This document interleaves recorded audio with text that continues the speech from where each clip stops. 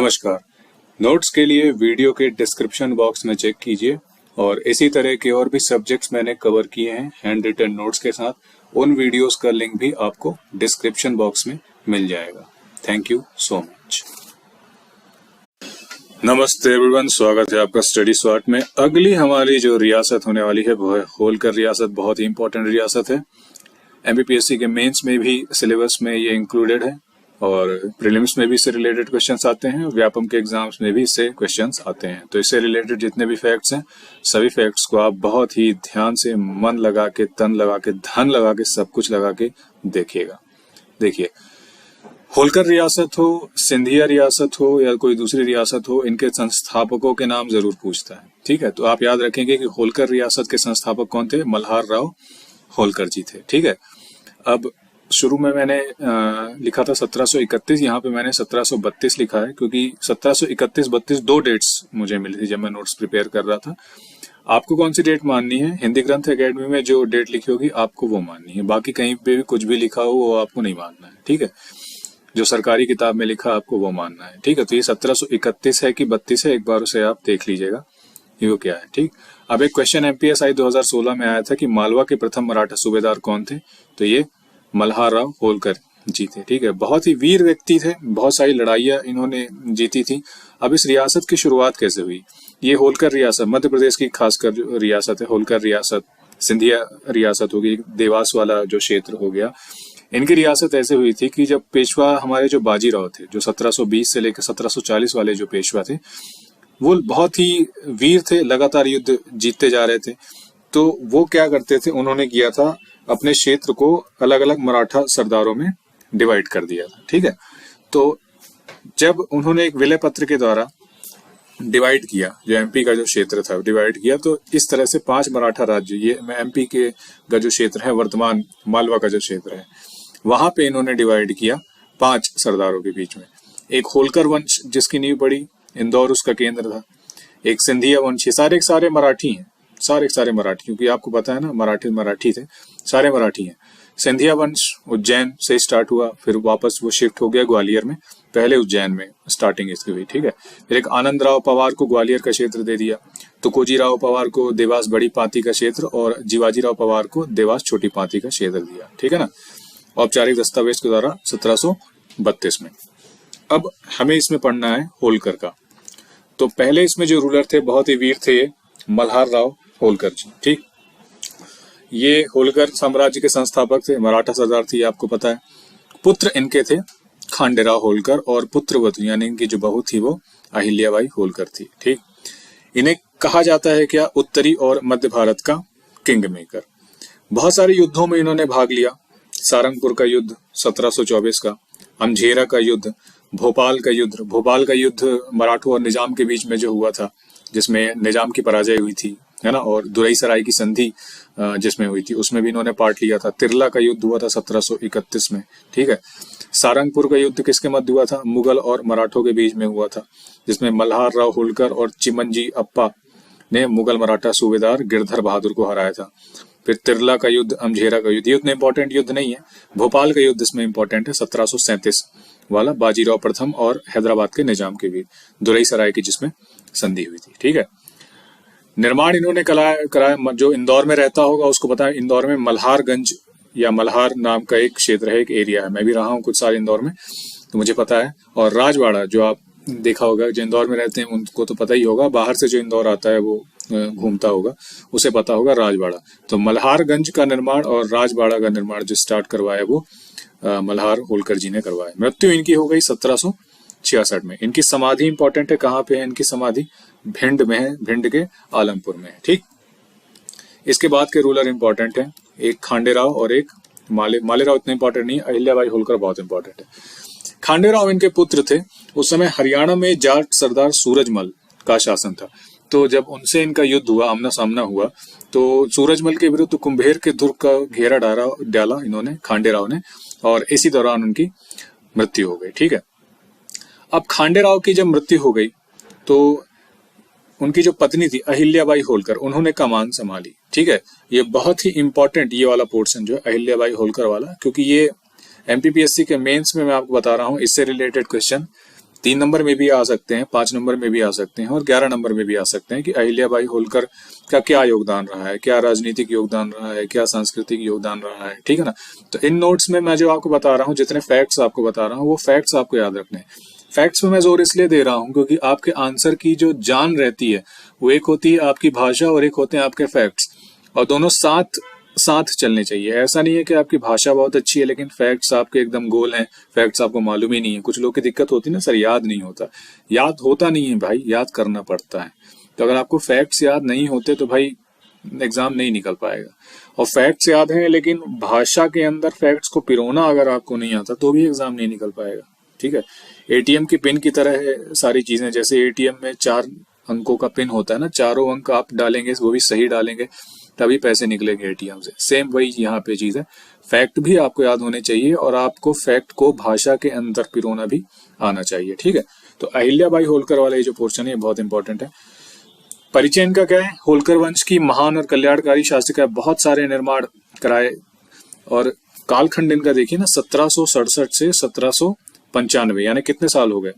77, 87, 97, यानी लगभग 30 साल इन्होंने शासन किया। उस दौर में एक महिला ने लगभग 30 साल शासन किया इतने बड़े एरिया पे, और इतना ज्यादा इंपॉर्टेंस था उनका, ठीक। जन्म इनका महाराष्ट्र में हुआ था 1725 में, अहमदनगर में हुआ था। विवाह इनका खांडेराव होलकर से हुआ था जो मल्हार होलकर के पुत्र थे। इनकी मृत्यु हो गई थी, मैंने आपको बताया कि जब जाट राजा सूरजमल का घेरा डाल रहे थे। सेनापति थे इनके, बहुत विश्वस्त सेनापति थे, तुकोजी राव होलकर, है ना। बहुत इंपॉर्टेंट फिगर है, बहुत ही वीर थे ये तुकोजी राव होलकर। राजधानी इन्होंने महेश्वर को बनाया। अहिल्याबाई ने पहली राजधानी इंदौर थी, ठीक है ना।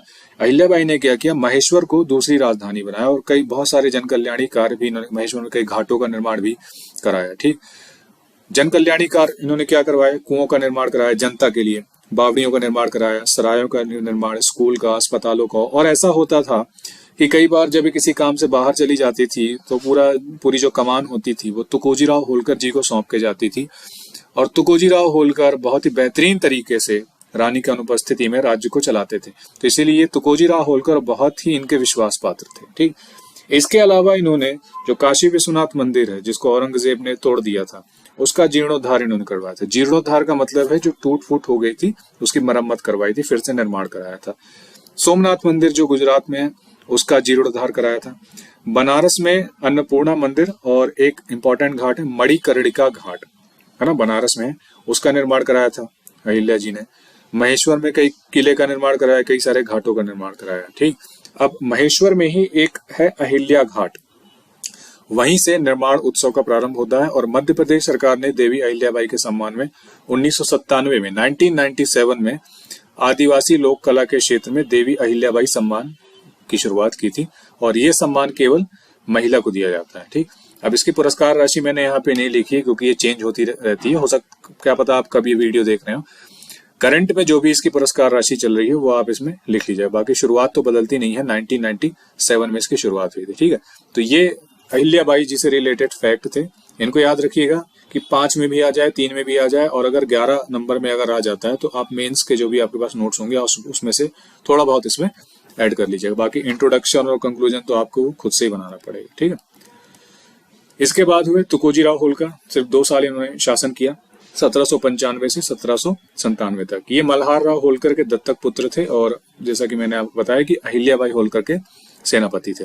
राजधानी इन्होंने वापस से महेश्वर से इंदौर स्थानांतरित की और यूरोपीय तर्ज पर सेना का आधुनिकीकरण किया। फिर आए काशीराव होलकर, ये उतने इंपॉर्टेंट नहीं है। फिर आए यशवंत राव होलकर। यशवंत राव होलकर बहुत इंपॉर्टेंट है, बहुत ही वीर थे यशवंत राव होलकर। इसके लिए मैंने थोड़ा अलग से रिसर्च करके एक पेज निकाला है, मैं आपको दिखाता हूँ यशवंत राव होलकर का। ये हिंदी में यही पेज मिल रहा था, बाकी सारे इंग्लिश में मिल रहे थे। अब इंग्लिश हो सकता है कुछ लोगों को समझ ना आती, इसलिए मैंने हिंदी वाला पेज यहाँ पे चूज किया है, ठीक है। यशवंत राव होलकर की मैं आपको फोटो दिखाता हूँ। यशवंत राव होलकर, ये यशवंत राव होलकर अंग्रेजों को बहुत कूट कूट के मारते थे भाई। ये देखो ना चेहरे से कैसे नोट टपक रहा है यशवंत राव होलकर जी के। ये देखो, ऐसे आदमी को देखकर कौन न डरे। बहुत कूट के मारते थे, बहुत निर्ममता के साथ मारते थे अंग्रेजों को, तो अंग्रेज इनसे डरते थे। इस कहानी में जैसे दिखा है कि पश्चिमी मध्य प्रदेश की मालवा रियासत के महाराजा यशवंत राव होलकर, इसको कोई नहीं देखेगा, इसको मत देखो, है ना, यहाँ पे देखो, यहाँ पे ये काम की चीज है, ये काम नहीं आएगी पेपर में, ये काम आएगा। ठीक, देखो, पश्चिमी मध्य प्रदेश की मालवा रियासत के महाराजा यशवंत राव होलकर का भारत की आजादी के लिए किया गया योगदान महाराणा प्रताप और झांसी की रानी लक्ष्मीबाई से कम नहीं है। 1776 में इनका जन्म हुआ था। इनके पिता कौन थे? तुकोजीराव होलकर। ठीक है, अब देखो चला गया ना, बहुत लोग की उम्मीदें टूट गई होंगी देख के, है ना। अब हुआ क्या था, होलकर की लड़ाई सिंधिया के साथ हुई थी। कैसे हुई थी? ग्वालियर का जो राजा था दौलत राव सिंधिया, ये मैं सिंधिया वंश में आपको बताऊंगा। ग्वालियर के महाराजा दौलत राव सिंधिया ने यशवंत राव के जो बड़े भाई थे मल्हार राव को, उनकी हत्या कर दी थी। ठीक है, दौलत राव सिंधिया ने हत्या कर दी थी किसकी? मल्हार राव की हत्या कर दी थी। तो इससे जो थे ये बहुत ही ज्यादा नाराज हो गए थे, उन्होंने कूट के रख दिया था दौलत राव सिंधिया को। फिर क्या हुआ, दौलत राव सिंधिया फिर भागते भागते चला गया, पेशवा के पास चला गया, है ना। उस समय पेशवा थे सन 1802 में, पुणे के पेशवा बाजीराव द्वितीय, और सिंधिया उनके साथ मिल गया। तो भाई ये इतने वीर थे, इन्होंने बाजीराव जो पेशवा थे, बाजीराव सेकंड और सिंधिया दोनों ने मिलकर जो सेना बनाई थी उनको भी हरा दिया। ये इतने वीर थे। उसके बाद क्या हुआ, ये जो बाजीराव द्वितीय और ये जो सिंधिया थे ये दोनों हार तो गए। उसके बाद क्या हुआ, ये मिल गए अंग्रेजों से। ठीक है ना, ये अंग्रेजों से मिल गए, और ऐसा कई बार हुआ, बहुत सारे युद्ध हुए। तो कई सारे युद्ध इनके अंग्रेजों के साथ हुए, अंग्रेजों को इन्होंने बहुत सारे युद्धों में हराया। और लास्ट में इन्होंने क्या किया, देखो जैसे ये सेंटेंस लिखा ना, देखो, इतिहास के मुताबिक उन्होंने 300 अंग्रेजों की नाक ही काट डाली थी, है ना, लिखा है। देखो 11 सितंबर 1804 को अंग्रेज जनरल वेलेस्के ने लॉर्ड ल्यूक को लिखा कि यदि यशवंत राव पर जल्दी काबू नहीं पाया गया तो वे अन्य शासकों के साथ मिलकर अंग्रेजों को भारत से खदेड़ देंगे। सोचो इनका खौफ कितना रहा उस समय अंग्रेजों पे। ठीक है, और लिखा है कि जैसे 300 अंग्रेजों की नाक काट डाली थी इतिहास के मुताबिक। उसके बाद इन्होंने क्या किया, संधि कर ली, थोड़ा दिमाग लगाया, अंग्रेजों के साथ संधि कर ली। और संधि में इन्होंने ये किया कि जितना भी जो एरिया था इनका, तो अंग्रेज उसके ऊपर हमला नहीं करेंगे, ऐसी उन्होंने संधि कर ली। लेकिन दिक्कत ये हो गई कि इनकी मृत्यु जो हुई 1806 में हो गई, मतलब बहुत जल्दी, सिर्फ 30 साल की उम्र थी। सोचो कितने युवा थे, 30 साल की उम्र में इनकी मृत्यु हो गई। अगर 30 साल की उम्र में इनकी मृत्यु नहीं होती और थोड़ा लगभग 20 से 30 साल और जी जाते तो हो सकता है कि ये मध्य प्रदेश के क्षेत्र में यहाँ पे, या 1857 की क्रांति तक तो नहीं जी पाते। लेकिन उसके बीच में जो आपका बुंदेला विद्रोह भी हुआ था और चैन सिंह का विद्रोह भी हुआ था सन 1824 में, उस समय तक अगर ये थोड़ा जी जाते तो हो सकता है तस्वीर शायद कुछ और होती। ठीक, वापस आते हैं अपनी पीडीएफ पर।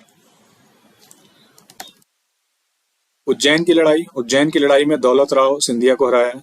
दौलत राव सिंधिया, मैंने बताया कि इनके बड़े भाई की हत्या कर दी थी दौलत राव सिंधिया ने, तो वहां जो लड़ाई हुई थी तो वहां पे उज्जैन की लड़ाई कहलाती है, उसमें सिंधिया को इन्होंने हराया।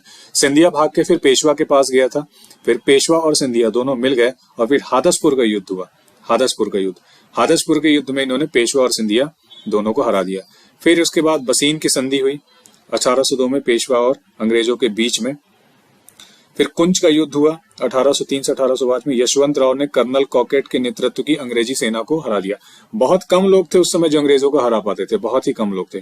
उसके बाद सन 1805 में अंग्रेजों से इन्होंने राजपुर घाट की संधि कर ली, और लगभग कुछ ऐसा था संधि में कि वो अब अंग्रेज इन पे हमला नहीं करे। लेकिन फिर दिक्कत ये हो गई ना कि 1806 में इनकी मृत्यु हो गई। ठीक, स्थापत्य में देख लेंगे तो क्या है, अहिल्या मंदिर, सारे महेश्वर में इन्होंने निर्माण कराया।